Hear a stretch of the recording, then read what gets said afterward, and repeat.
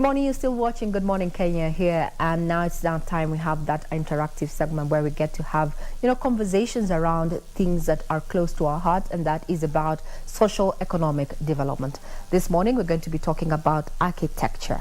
I'm sure you have seen the changes that we have around CBD, how different designs have come up. We cannot compare the topographical photos we used to see around, the country and what we are seeing or rather witnessing, especially in the CBD. We have people who are behind this, and these are none other than architects. So taking us through this conversation to just look at how that particular niche is doing amid the COVID pandemic is none other than Engineer Evans Goro, who is the chairman of the College of Fellow Architectural Association of Kenya. Karibu, sir. Thank you for your time. Now, when you talk about architecture, this people often confuse it with the draftsman, the person who actually draws. So there's a huge misconception as what architecture is all about. Maybe we can start up from there. Or maybe I propose something else. Let us look at the building industry, which engulfs architecture. Everybody else. Yes. Before we look at the value chain. Now, the architect. Yes. Architect is the person who tries to understand the user, what they need, and create space for it and makes it available and usable. And thereafter, he involves himself with other consultants in the building industry to be able to literally provide what the consumer needs. And these other consultants are many, in the region of 5 or 6 or 7. Yes. Very well said. Thank you for giving that particular overview, because we need to understand within the value chain where architecture comes. And I like what you have said, that the architect is the one who goes further to understand the consumer needs. Now, we're riding a pandemic, and architecture falls within the building and construction sector. From where you sit, how has the industry been, performing during this particular pandemic? When we look at the human person and their needs and their movements and space required, all that has changed because of the various conditions that this has brought about. So in the industry, this changes a lot of space usage, and this will change a lot of designs in the human requirements, both in activities or no activities. This will call for further research and understanding into the design. Now, going back to your first comment that the draftsman is the one who is known. Yes, the one who in the building industry, we have that concept. Yeah. That the person who wants a house only needs a draftsman and a fundi. Yes. And the house is done. Yes. That is not the proper concept, and that is why we have a lot of failures in these systems that the user needs but does not get any service for it. A draftsman is there to assist the designers. And the designers are quite many. There's an architectural design, there's an engineering design, and so forth. He is there to save the time of the consultant by putting things into perspective. Now, the users have to come understand what is the beauty of a functional development. But they think and they assume these consultants are too expensive. So they go to the neighbor and ask the fundi, when you finish building this, come I show you where I want to build the same. Yet he gets a house copy of another house, and the two different developments, people don't live the same way. So they are not functional. And it is good to appreciate that professionalism is one of the biggest concepts that needs respect. One of the best professionals that is respected is in the medical world. You go talk to a doctor for 5 minutes. On your way out, you're told by the secretary, bring 5,000. You don't bargain. But when you want to build a house of 10 million, you don't want to pay for services provided for it. You're given windows of the wrong size, doors at the wrong place, rooms that don't relate to each other. You are forced to live in your house the way it is built instead of living the way you want. That's where the failure is. Cost cutting. Cost cutting. And how it affects how, the setup of the building. So, Sir Engineer, I want us to go through the trends, because you've said with the pandemic, consumer needs are changing. Yes, heavily changing. Yes. Let's talk about the issue of space, because when we all started riding this COVID-19 pandemic, there was a series of campaigns. One is work from home. If you don't have to be in the office, don't be in the office. Working on a virtual platform. How has this now affected, what trends are we seeing from that, especially when it comes to building and construction, from the office to also the homes? This will come into a lot of influence, and this is where professionalism will have to be respected, because if you are working from home, you'll need a few facilities that were not there, especially connectivity activities, which are not easily available. So in the electronic world, I hope the electronic producers will not take advantage and kill the system by overcharging. We will need a better system of connectivity in every house. Like taking an example of Nairobi, where the density is very high. If everybody went back to their house to work, how will they connect and relate to each other across the required area? You will need electricity, you will need internet and all this. And this was not a requirement before. Will they be able to afford it? Will the employer be able to provide it? Are we going to network our buildings properly? Now here you go and look for a fundi, you will not work, because the fundis don't know these things. So the fundi here is being smoked out. The other side is when we go into the water issue. Now, water issue has gone up, the demand for it. Do people have that running water? No, very few have it. Who is going to provide it? Where is it going to come from? This is a very basic requirement, and it has to be provided for people to stay in the same premises for 24 hours because they are not going to the office, and most offices had better water than the houses. This will change the whole concept in the building industry. Then we'll go to other systems where there is requirements of other facilities like academic facilities. Studies. How do you have a laboratory in your house? People need to ask themselves those questions. No, people to work from home, but how do you have a laboratory in your house? You can't. You need a supervisor, you need chemicals, you need water, you need disposal facilities and all that. So there is one time or other, people will have to come together in a setup. And this setup now is different because of proximity of human to human. Are we going to be able to provide it? We have to design for it. You have a chemistry laboratory. People have to be 2 meters apart, and they are moving up and down because of picking and sampling chemicals. We have to provide for it. How big are our classrooms? How many students can perform in one setup, for example, in a laboratory? Very difficult. Come to higher educational learning. Come to engineering.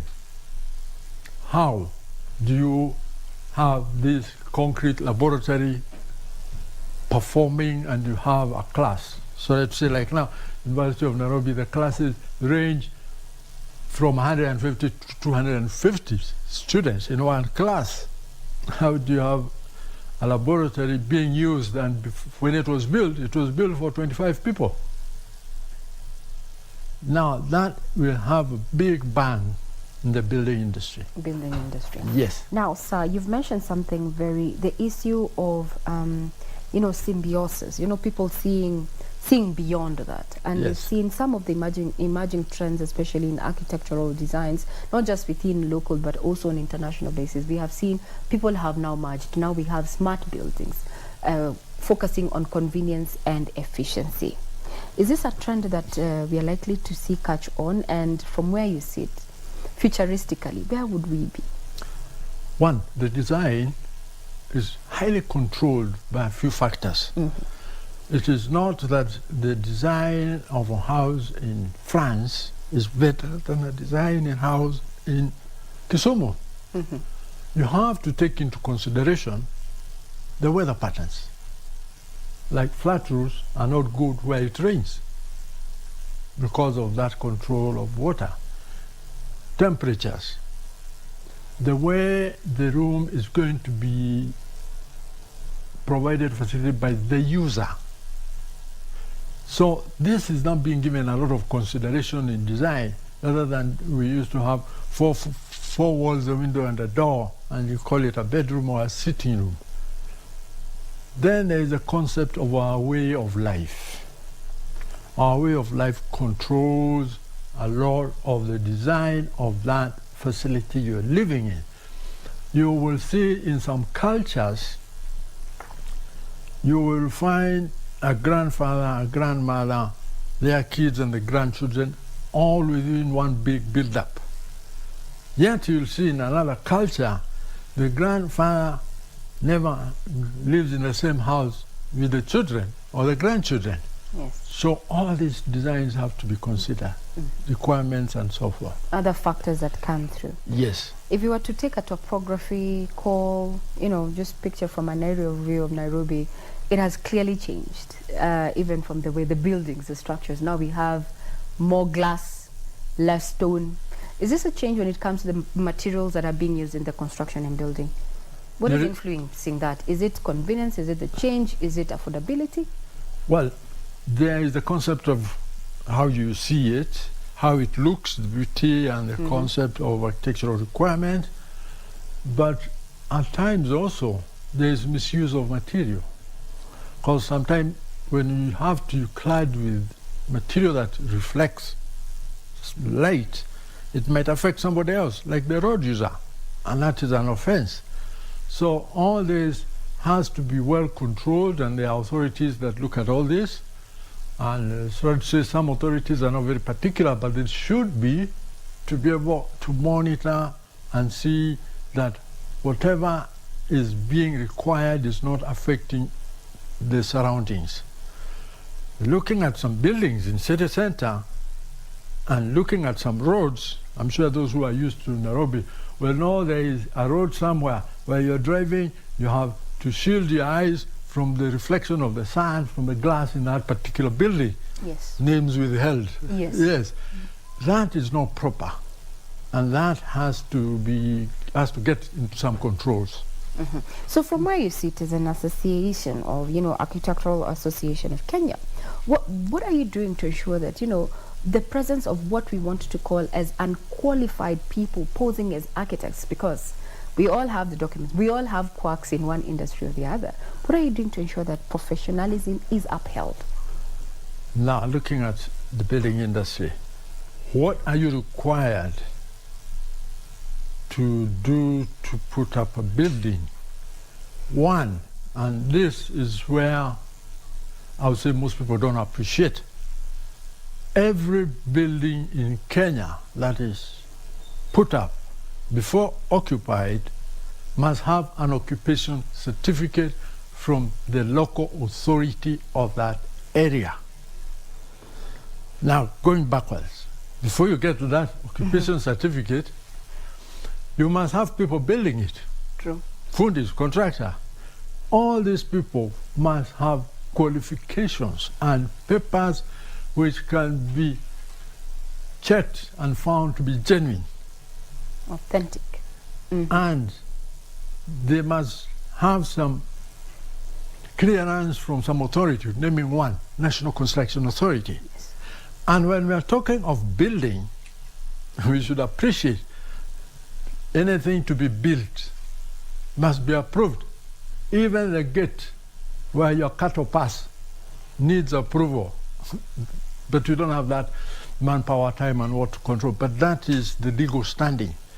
Now, for these people to build it and they've passed that, they must be using some documents. Those documents must be prepared by people with authority to do so.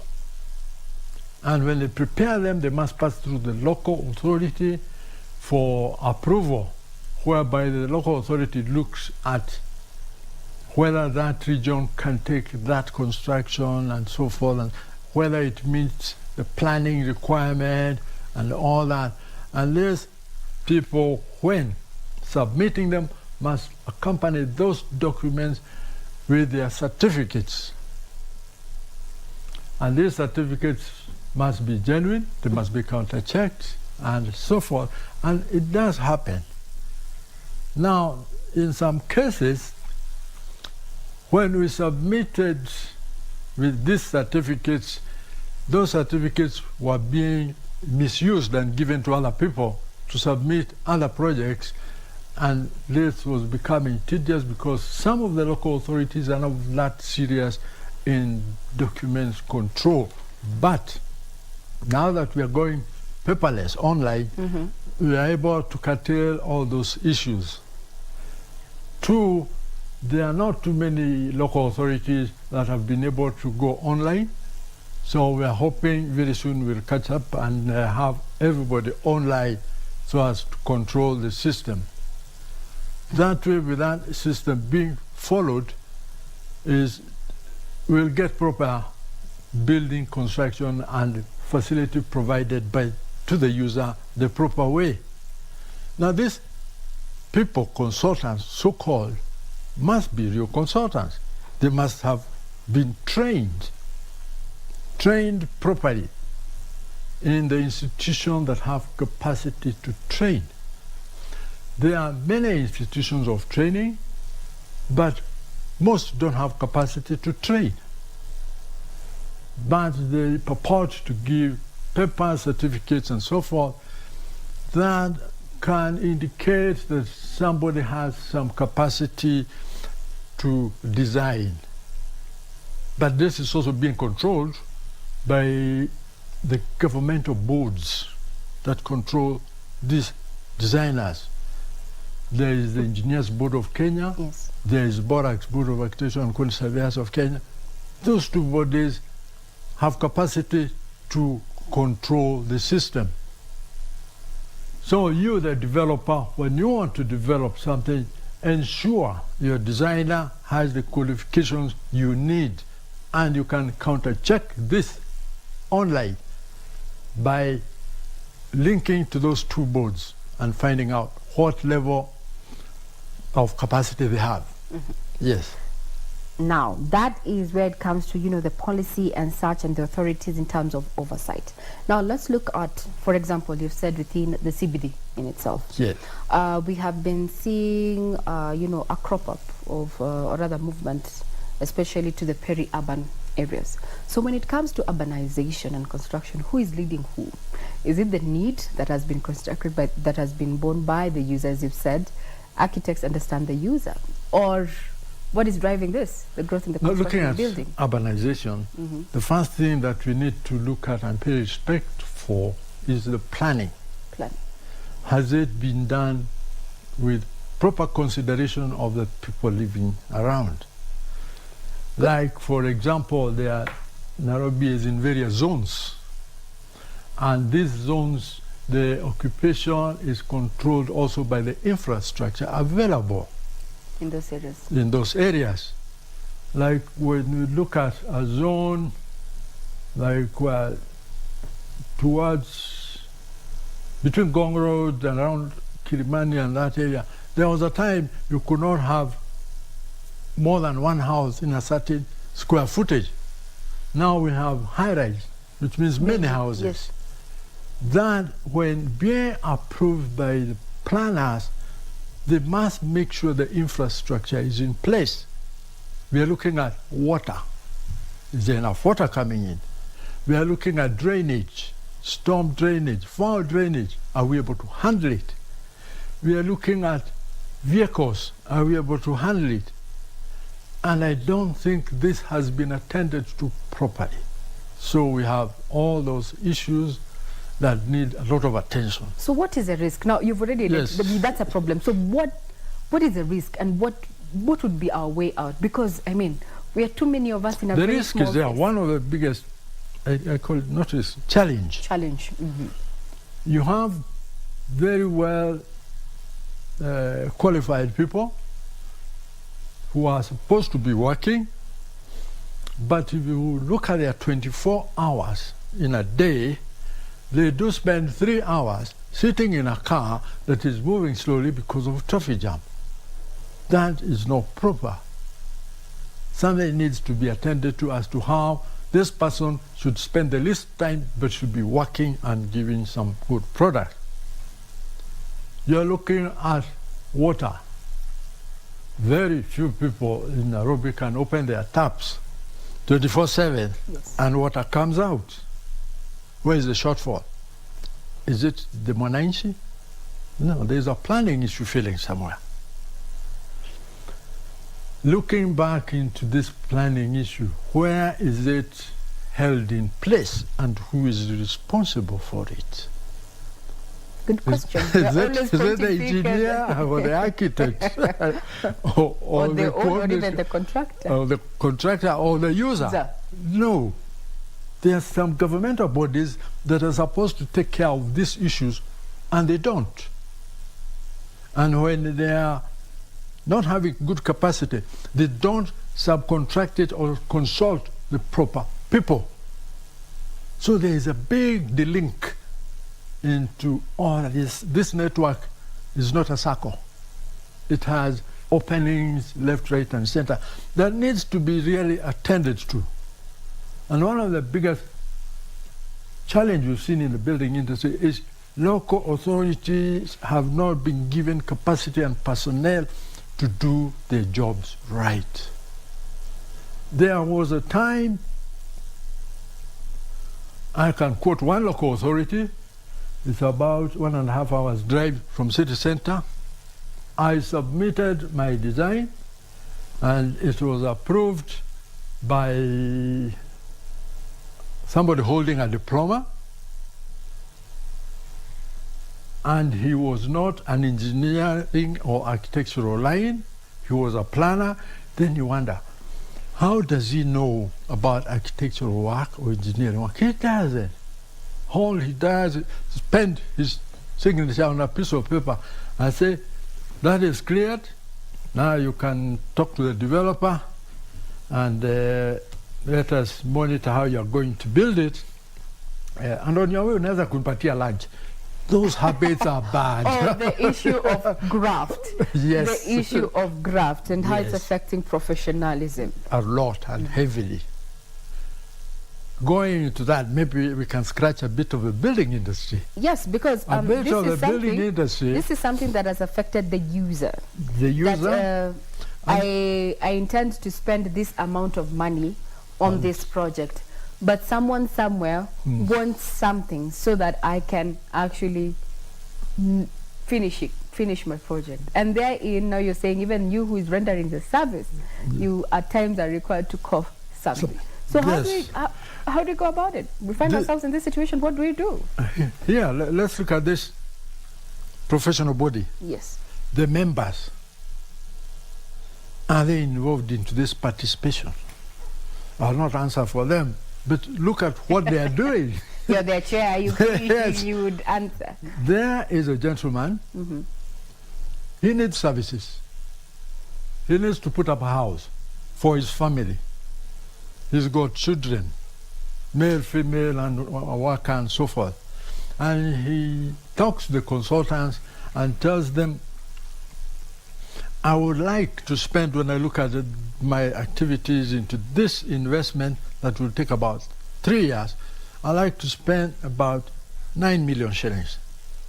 But provide space for this family I've laid out for you. He said, fine, we will operate within those controls. And they do operate within those controls.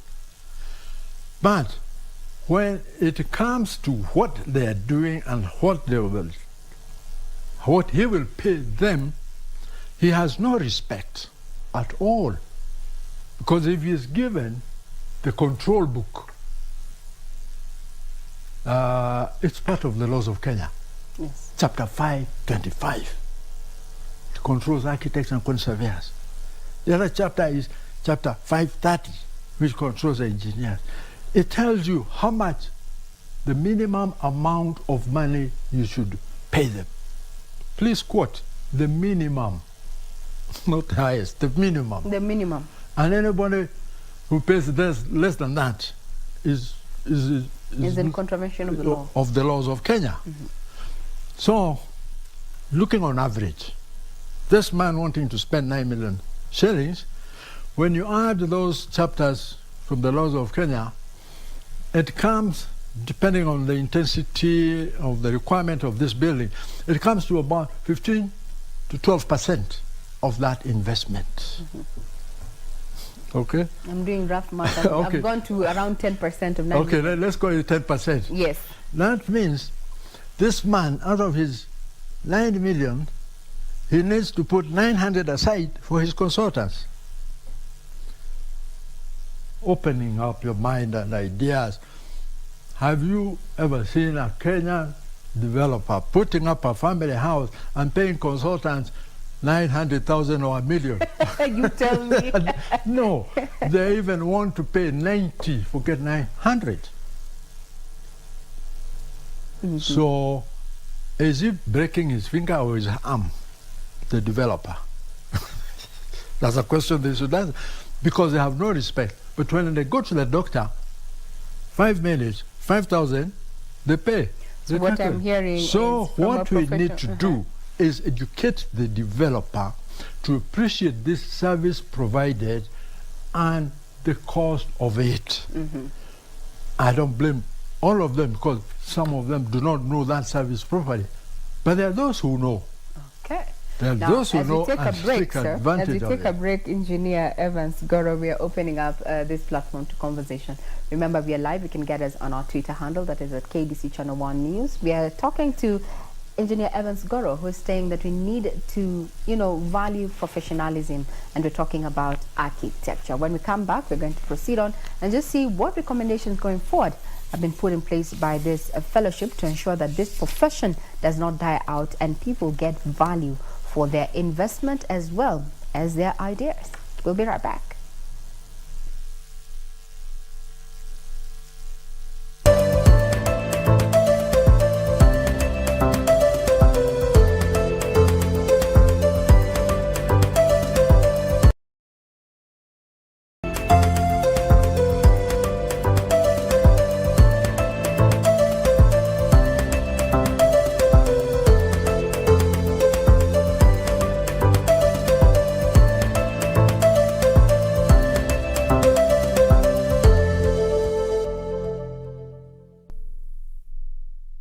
Here we're talking about professionalism when it comes to matters architecture.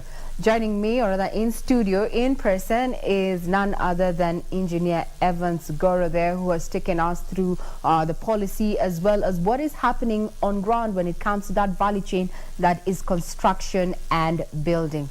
Kenyans are willing to make investments when it comes to owning homes and buildings, but they're not ready to cough up what is required to get that particular functional project, yani value for money. So we're talking about this conversation, and we are not just here in studio, but we're also joined by two other gentlemen who are joining us via Zoom this morning. This is none other than the president of the Fellowship of Architectural Association of Kenya, Mr. Wilson Mugambi, as well as the vice chairman of that very same organization, Sir Alfred Alluvala.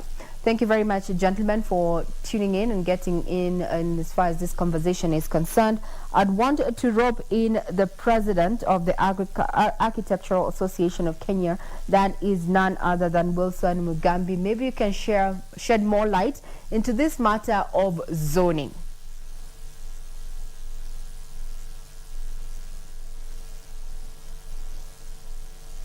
Mr. Wilson Mugambi, if you have logged in, would want to hear your take in regard to matters of zoning.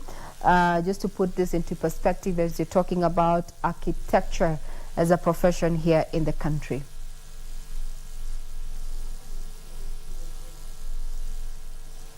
It seems sound is not getting through, but once we get the two gentlemen online, then they will be giving their views in regard to matters of zoning as well the cost of development. So I can see also from this gadget here we have Wilson Mugambi and Sir Alfred Alluvala there.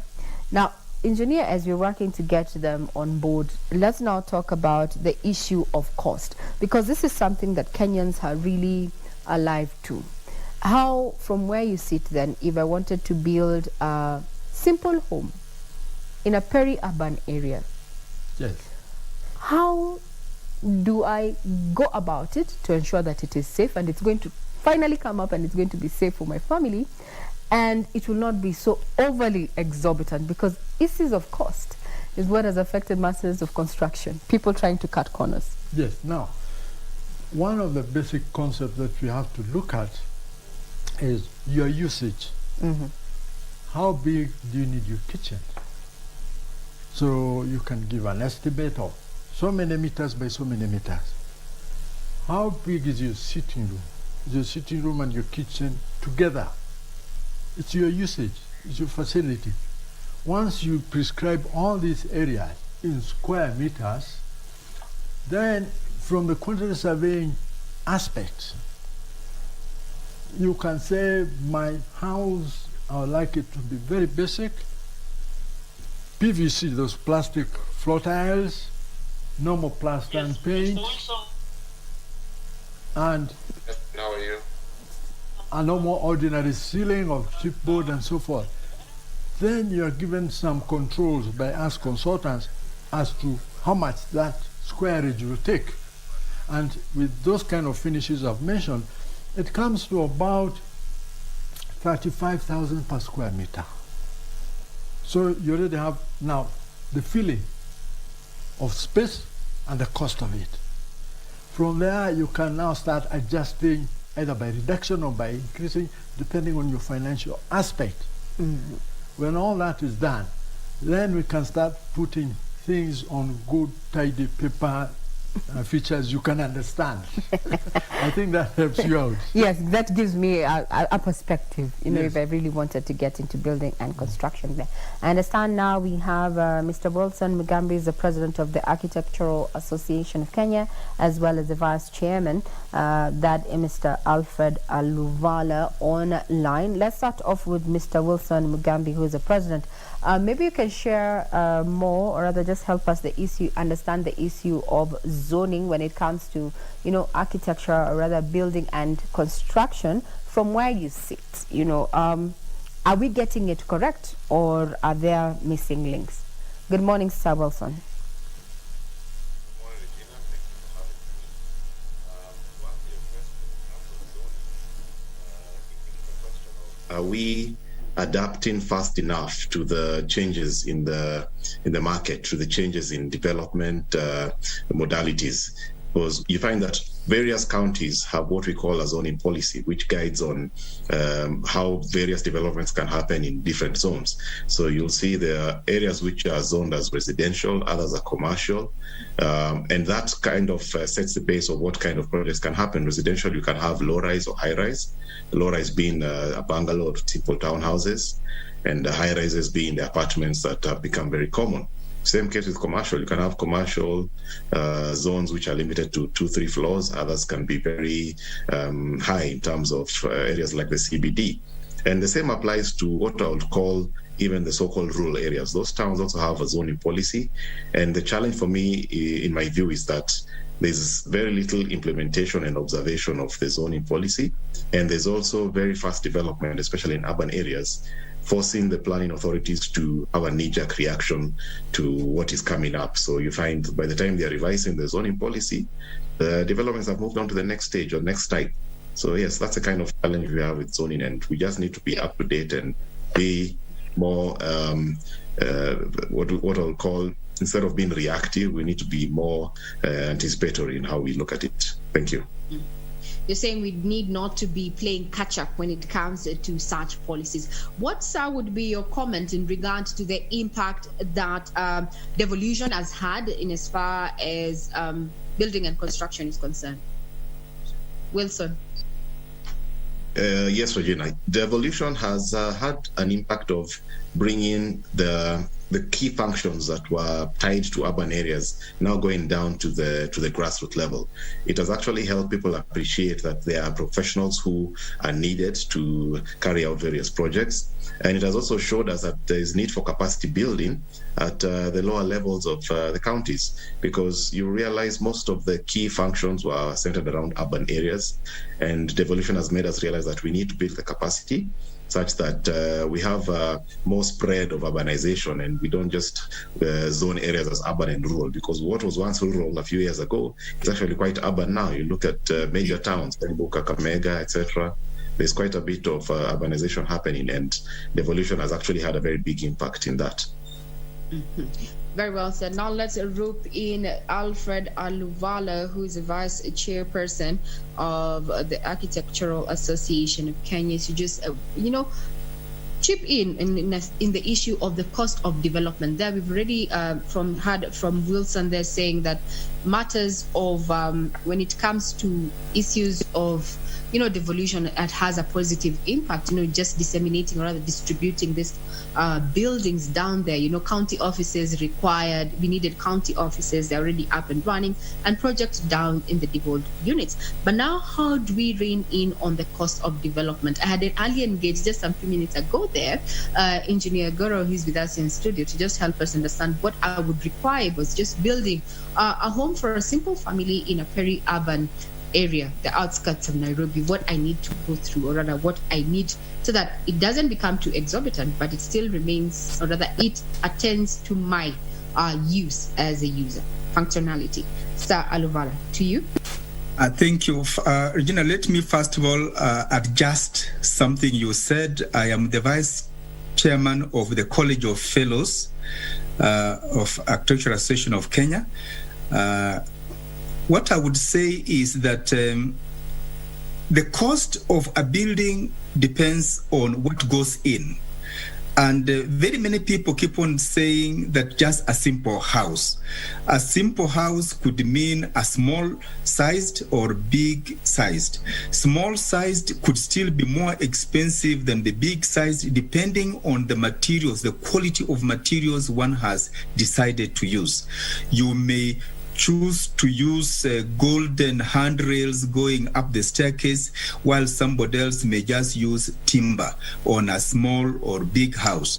So the cost of a building will depend on the quality of materials the client would want to use. So if you, Regina, as if you are my client and you want to put up a residential house, of course, very many things, we shall ask you very many questions. How big do you want your living room to be? How big is your bedroom? How big is the kitchen? And so on and so forth. What type of roof do you want? What type of finishes do you want that is on the floor, in the ceiling, on the walls? What type of windows do you want? Probably you want aluminium windows, or do you want steel casement windows? All those ones do not have the same price. So different prices, different materials call for different prices. And this, if it is in Nairobi, it could probably be slightly cheaper because most of the manufacturing companies are nearby. If you now decide to put the same house in Wajir or Mandera, of course there is transport part of it, so the price of materials tend now to go up and so on. So the farther you go out of Nairobi, the transport cost, the labor, because you may want to import labor, qualified labor from Nairobi to go to, say, Wajir. So that again affects the cost. So very many factors affect the cost that goes into a building. Very well said, sir. Now, let me just throw some spanner into the works there. We have seen the government really concentrate on the issue of, promoting what they call social housing as well as affordable housing. And there's been quite a question there. What constitutes affordable housing? What makes a house affordable? From where you sit, maybe you can help us understand that conversation, because the conversation that has been thrown back and forth, and some have said the fact that there's a lot of misunderstanding to that. That's why we're seeing the private sector shying away from, really investing in the affordable housing niche. Mr. Alfred. Yes. Again, using the same reasons I have given, once the government wants now to reduce the cost of a building, you will now they'll tell you that can you give us so many units, each going for so much amount of money. So we want to sell, we want people to buy these houses for 2 million, at 2 bedrooms. Now, it now goes on to, like, the architect will be asked to design. So once the architect has designed what we may call a low-cost building, sort of depending on the size and the quality of materials that go in, he will have a discussion with me as the quantity surveyor, and then I will cost it, and then we discuss and say that, look, this building has gone beyond 2 million, it is now 2.5, and then we continue to adjust, probably to reduce the bedrooms a bit, reduce the kitchen a bit, reduce the living room a bit, and also to adjust the quality of materials. So everything has to be adjusted to fit into what one may call affordable. So if you want, whatever it may mean to affordable, it basically means what can you put, how much does it cost? If it is going to be 3 million, you must design. If affordable is 3 million, it must be designed to that size, to that cost. If it is 5 million, it has to be costed or designed at that amount of money. And that amount of money is determined by all the professionals coming into play, in that the ones who design will design design, and then if it has gone beyond the limit where one was considering as affordable, then we shall now do what we call value engineering. Value engineering is to decide on what to adjust downwards or upwards or quality-wise or adjustment. Don't use this type of tiles, use this other one. Don't use timber, use this material. So we now discuss along those lines until we reach what may be considered affordable for that particular range.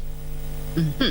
Thank you very much, sir, for elaborating there. The cost of development totally depending not just on the use of that particular structure, but also the materials there to be used. Maybe the reason why private sector is still shying away from investing in affordable housing. Now, as we work towards coming to our close, gentlemen, I'd want, since we have the president, the chairperson, the chairman, and his vice of the College of Fellows of Architectural and Architectural Association of Kenya, I'd want you to give us, your take in regard to matters of professionalism when it comes to building and building and construction sector. We know the issue of value for money.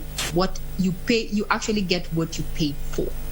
That is very true in this particular subsector. And even as we go forward, what should we expect from this particular subsector? Let's start off with Mr. Wilson Mugambi, who is the president. Sir, to you. Thank you. Thank you, Regina. I think on matters of professionalism, we need to be very cognizant of the fact that the most efficient and cost-effective professional is not the one who will come and charge the highest fees. Professionalism is actually an individual trait, but it can actually be enhanced. And that is why we have the Architectural Association of Kenya, which brings about 7 classes of professionals, and we pride ourselves in being the largest association of built environment professionals. And professionalism means you're able to conduct yourself in a manner that upholds the very tenets of your profession, whether you're an architect, engineer, town planner, QS, landscape architect, construction project manager, or environmental design consultant. As in all those professionals, there are certain guidelines that they're meant to follow. And it's not even just about being very adherent to the legal element. It also means being true to your craft. And we have many of such professionals in Kenya. It says that people are shy from engaging them. They fear the element of the cost factor and whatnot. I think professionalism is something which comes at an individual level. And it's, of course, enhanced by the legal framework that we have. But foremost, it comes at a point whereby we need to be true to our various professions, and with a concerted effort by each and every person involved in any project, then you'll realize a good project. And ideally, our industry is one of referral. If I put up a good structure, a good house, or a very good building for Regina, she will refer me to the next person. And that's where the professionalism comes in. If I was not professional enough, if I was not listening to your requirements, if I was literally swaying your project in ways that you are not comfortable with, then you wouldn't refer me to anyone else. And that's how we build our names, by ensuring that we adhere to the set regulations, but we also are very passionate and ensure that we deliver what we need to deliver for our clients. Thank you.